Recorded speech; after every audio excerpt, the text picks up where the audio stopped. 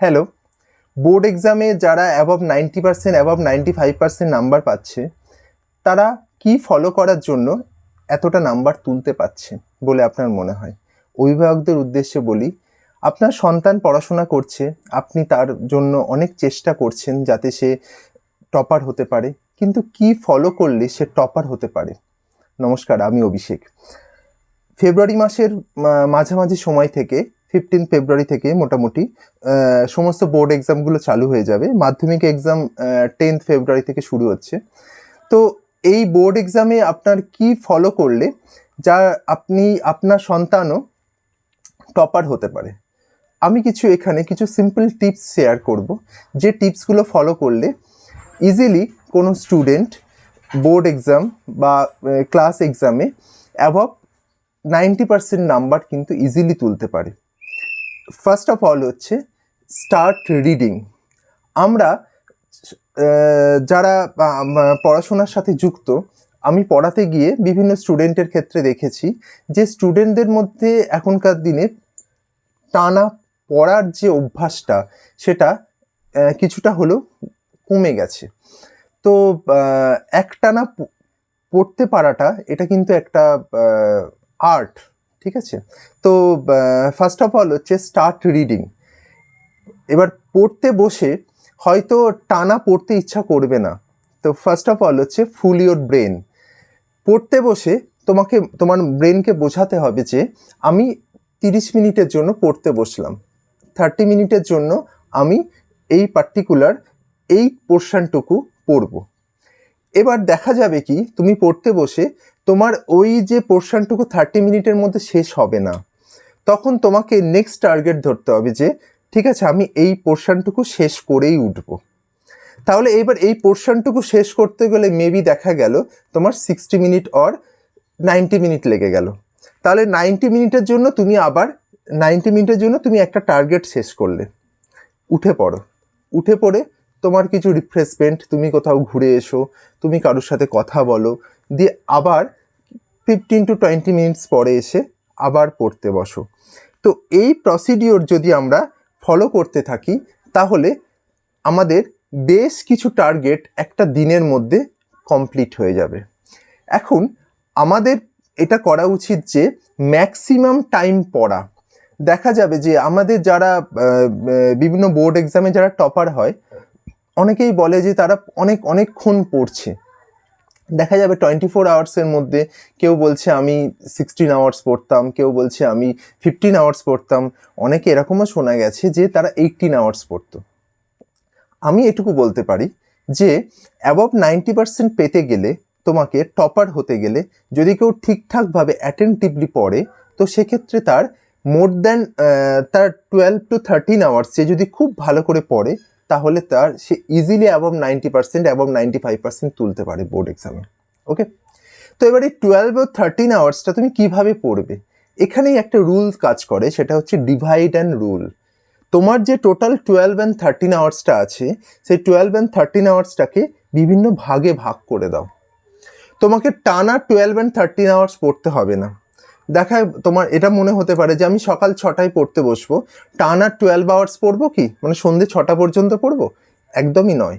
এরকম পড়লে কিন্তু পড়াটা ফ্রুটফুলি হয় না। মানে পড়াটা পুরোপুরি তোমার, হয়তো তুমি এই সার্টেন টাইম পড়লে, ঠিক আছে, সেই সময় তুমি বুঝলে, তোমার মাথায় ঢুকলো, সব ঠিক আছে, কিন্তু যত ডে বাই ডে যাবে সেই পড়াটার কিন্তু মানে তোমার মধ্যে থেকে সেই পড়াটার যে মেমোরিটা আস্তে আস্তে সেটা কমতে থাকবে। তো সেক্ষেত্রে ওই 12 অ্যান্ড 13 আওয়ার্সটাকে ভাগ করে ফেলো। তুমি সকালবেলায় ওই টোটাল যে 12 আওয়ার্সটাকে তুমি 4টে ভাগে ভাগ করো, 3 আওয়ার্স 3 আওয়ার্স 3 আওয়ার্স 3 আওয়ার্স। এই 3 আওয়ার্স করে করে তুমি সকালবেলায় 3 আওয়ার্স দিলে, তারপরের টাইমে আরও 3 আওয়ার্স, তারপরে 3 আওয়ার্স, তারপরে 3 আওয়ার্স। এই প্রত্যেক 3 আওয়ার্সের মাঝখানে তুমি কিছুটা ব্রেক রাখো। আচ্ছা, সেলফ স্টাডি হচ্ছে সবথেকে বড় জিনিস কোনো স্টুডেন্টকে টপার হওয়ার জন্য। কোনো স্টুডেন্টকে অ্যাবভ 90%, অ্যাবভ 95% মার্কস তুলতে গেলে সেলফ স্টাডি কিন্তু তাকে করতেই হবে। তুমি হয়তো অনেক টিচারের কাছে পড়ো, তুমি হয়তো অনেক কিছু অনেক রেফারেন্স বই ফলো করো, কিন্তু সেলফ স্টাডি কিন্তু সব থেকে বড় অস্ত্র তোমার আলটিমেট এক্সামে টপার হওয়ার জন্য। তো এই যে 3 আওয়ার্স 3 আওয়ার্স করে ভাগ করে নিয়েছো, এই 3 আওয়ার্সটাকেও তুমি কিন্তু ওই টার্গেট বেসড পড়ো। মানে 3 আওয়ার্স তুমি টানা পড়তে হবে না তোমাকে, তুমি পড়তে বসো, একটা টার্গেট ধরো, সেই টার্গেটটাকে তোমাকে 30 মিনিটসের মধ্যে শেষ করবে ভাবো। 30 মিনিটসটা হয়তো হবে না, তুমি একটা হয়তো চ্যাপ্টার শুরু করলে, হয়তো সাপোজ তুমি আমি ফিজিক্যাল সায়েন্সে বলছি, তুমি ওয়ার্ক পাওয়ার এনার্জি শুরু করেছো, বা আমি কেমিস্ট্রিতে বলি সাপোজ, ধরো কেমিস্ট্রি পার্টে ধরো তুমি একটা চ্যাপ্টার শুরু করলে কেমিক্যাল রিয়াকশনস, তো এই চ্যাপ্টারটা ধরো তোমার পার্টিকুলার 30 মিনিটের মধ্যে কমপ্লিট হবে না, তো তুমি সেটাকে ডেডলাইন আরেকটু টাইম বেশি দাও, তো এইভাবে দেখা যাবে সেই চ্যাপ্টারটা শেষ করতে তোমার 90 মিনিট কি না অ্যাবভ 90 মিনিট সময় লেগে গেছে। হলো, আবার নেক্সট 15 মিনিটস অর 10 মিনিটস একটা রিফ্রেশমেন্ট নাও, দেন আবার পড়তে থাকো। তার ফলে কি হবে, পড়াটা তোমার কিন্তু খুব ভালোভাবে তোমার মেমোরাইজড হবে। নেক্সট হচ্ছে স্টপ ডিস্ট্রাকশন।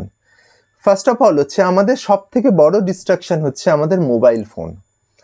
আমাদের এখন বাড়িতে সবারই মোটামুটি প্রত্যেকেরই একটা করে মোবাইল ফোন থাকে।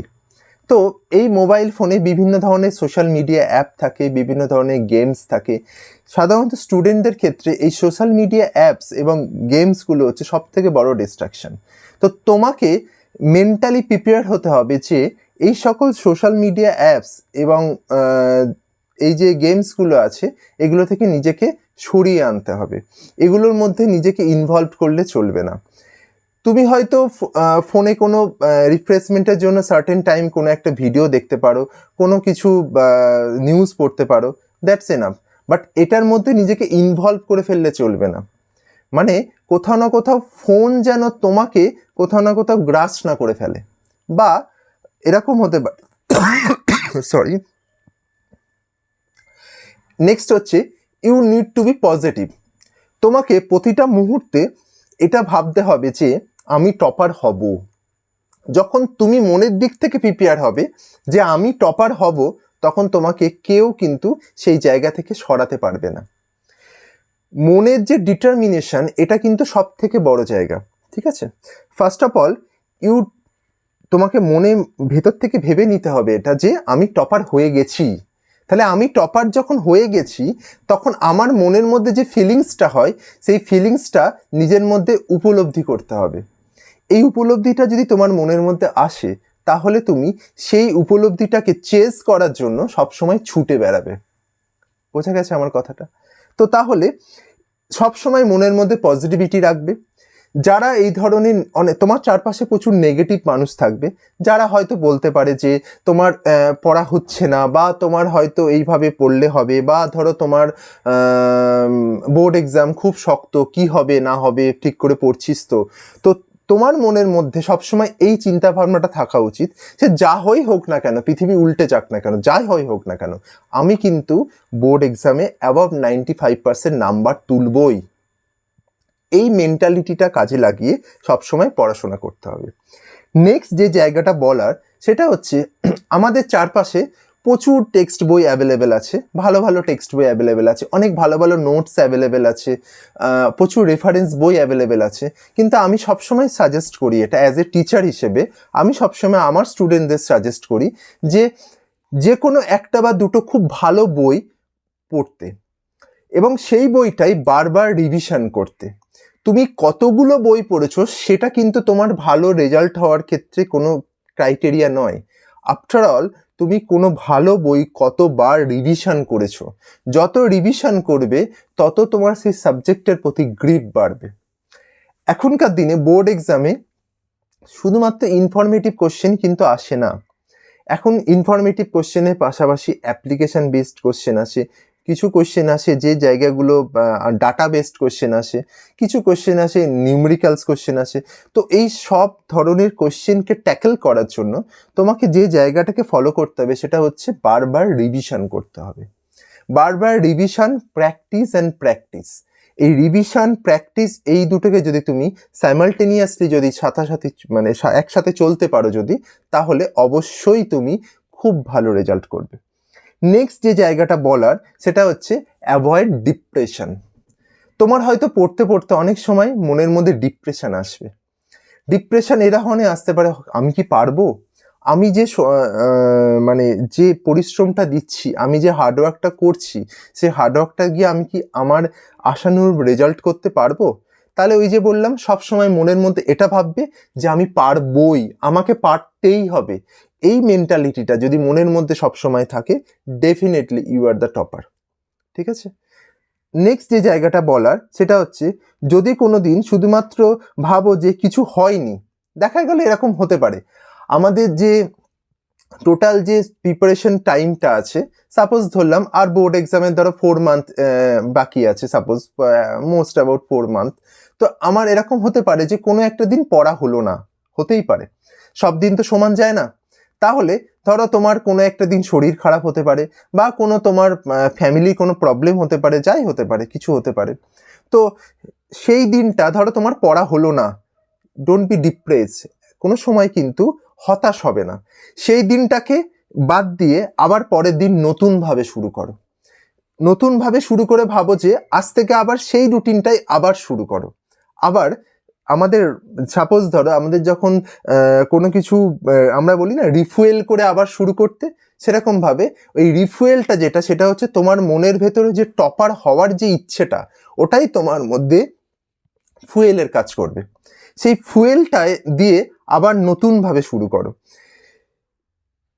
তাহলেই দেখবে যে তুমি কিন্তু আবার সেই উদ্যমে পড়াশোনা করতে পারছো। নেক্সট যে জায়গাটা বলার সেটা হচ্ছে previous years exam. Previous years এক্সামের যে কোয়েশ্চেন্সগুলো আছে, এবার প্রিভিয়াস ইয়ার্স এক্সাম বলতে তোমার আমাদের বিভিন্ন বোর্ড এক্সাম আছে, সাপোজ আইসিএসসি বোর্ড আছে, সিবিএসসি বোর্ড আছে, আমাদের স্টেট বোর্ড আছে, বা অন্যান্য বিভিন্ন স্টেট বোর্ড আছে। তো এবার এই যে এক্সামসগুলো আছে, তুমি যে বোর্ডে পরীক্ষা দিচ্ছ সেই বোর্ডেরও প্রিভিয়াস 10 ও 12 ইয়ার্স এক্সাম যে কোয়েশ্চেন্সগুলো আছে, সেই কোয়েশ্চেন্সগুলো কিন্তু খুব ভালো করে পড়বে। এটা দেখা গেছে যে তোমার যে বোর্ড এক্সামের যে কোয়েশ্চেন্সগুলো আসছে, সেই কোয়েশ্চেন্সগুলো কিন্তু মোর দ্যান 60%, প্রায় অ্যাবাউট 70% কোয়েশ্চেন কিন্তু বোর্ড এক্সামের যে প্রিভিয়াস ইয়ার কোয়েশ্চেন্সগুলোকে ফলো করেই কোয়েশ্চেন করা হয়। হয়তো মেবি তোমার ওই প্রিভিয়াস ইয়ারের কোয়েশ্চেনটাই হয়তো কপি করে দেয়নি, কিন্তু ওই টাইপের কোয়েশ্চেন কিন্তু দেবে। তো ওই টাইপের কোয়েশ্চেনগুলোকে তোমাকে ফলো করতে গেলে কিন্তু প্রিভিয়াস ইয়ার্স কোয়েশ্চেন খুব ভালো করে করতে হবে। 10 to 12 ইয়ার্স কোয়েশ্চেন তোমাকে একদম মানে কি বলবো, প্রতিটা কোয়েশ্চেনের টাইপ খুব ভালো করে বুঝতে হবে, পড়তে হবে, প্র্যাকটিস করতে হবে। এর জন্য মার্কেটে প্রচুর অ্যাভেলেবেল বই আছে, সেই অ্যাভেলেবেল বইগুলো তুমি ফলো করতে পারো। অবশ্যই স্ট্যান্ডার্ড বই ফলো করবে, তাহলে ভুল কম থাকে। ম্যাক্সিমাম বইতে অনেক ক্ষেত্রে ভুল থাকে। তো বাদবাকি যে 30% কোয়েশ্চেন, আমি বললাম 70% কোয়েশ্চেন প্রিভিয়াস ইয়ার্সের টাইপ থেকে ফলো করা হয়। দেন বাদবাকি 30% কোয়েশ্চেনের জন্য তোমাকে যেটা করতে হবে যে আমাদের মার্কেটে কিছু বই অ্যাভেলেবেল হয়, যেখানে যে আপকামিং যে এক্সামসগুলো আছে, সেই আপকামিং এক্সামে কী টাইপের কোয়েশ্চেন দিতে পারে, সেই কোয়েশ্চেনগুলোকে ওরা মানে মেমোরাইজড করে মোটামুটিভাবে সাজায়। তো এই টাইপের যে কোয়েশ্চেন্সগুলো আছে, সেই কোয়েশ্চেনগুলোকে প্র্যাকটিস করার জন্য যে কোয়েশ্চেন ব্যাঙ্কগুলো আছে, যেগুলো মার্কেটে অ্যাভেলেবেল আছে, ভালো কোয়েশ্চেন ব্যাঙ্ক, সেগুলো তুমি প্র্যাকটিস করতে পারো। তো সবার ওপরে যেটা দরকার সেটা হচ্ছে revision and practice, revision and practice, এই জায়গাটাকে ফলো করতে হবে। আর কিভাবে রিভিশন করবে, কিভাবে প্র্যাকটিস করবে, সেটা আমি বললাম যে ডিভাইড অ্যান্ড রুল এই যে প্রসিডিওর ফলো করে করো, ম্যাক্সিমাম টাইম পড়ো, এবং পড়তে পড়তে তোমার হয়তো ডিপ্রেশন আসতে পারে, সেই ডিপ্রেশনটাকে ওভারকাম করো। ডিপ্রেশনটা ওভারকাম করে সবসময় মনের মধ্যে এইটা চিন্তা করবে যে I would be the topper, আমাকে টপার হতেই হবে, আমাকে অ্যাবাভ 95% পেতেই হবে। এই জায়গাটা যখন তোমার মনের মধ্যে কাজ করবে, তখন তোমাকে কেউ ডিস্ট্রাক্ট করতে পারবে না। শুভকামনা রইল, ভালো থাকবে, নমস্কার।